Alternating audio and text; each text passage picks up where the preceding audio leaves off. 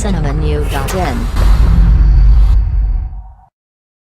லைந்தாரா தான் தற்போது தமிழ் சினிமாவின் டாப் ஸ்டார்.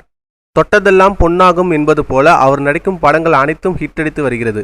தற்போது அவருடைய நடிப்பில் மாயா படத்துக்கு பிறகு ஒரு திகிலான கதையில் டோரா படம் வெளியாக இருக்கிறது. இந்த நிலையில் இயக்குனர் தாஸ் ராமசாமி படத்தை பற்றி பேசும்பொழுது, படப்பிடிப்பு தளத்தில் வந்தால் லைந்தாரா பந்தாவே பண்ண மாட்டார். ஒரு காட்சியை முடித்ததும் கேரவனுக்குள் சென்று உட்காரும் பழக்கம் அவருக்கு இல்லை. ஒரு காட்சியில் அவர் ரோட்டில் படுத்து உருண்டு பொறள வேண்டும். இதற்காக லைந்தாரா என்ன சொல்வாரோ என்று பயந்து கொண்டே அவரிடம் கதைக்கு இப்படி நடிக்க வேண்டும் என்று ஒரு வார்த்தை தான் சொன்னேன். உடனே அவர் ரோட்டில் பொறள ஆரம்பித்து விட்டார் என்றார். மேலும் சினிமா செய்திகளை தொடர்பு கொள்ள லைக் மற்றும் சப்ஸ்கிரைப் செய்யவும்.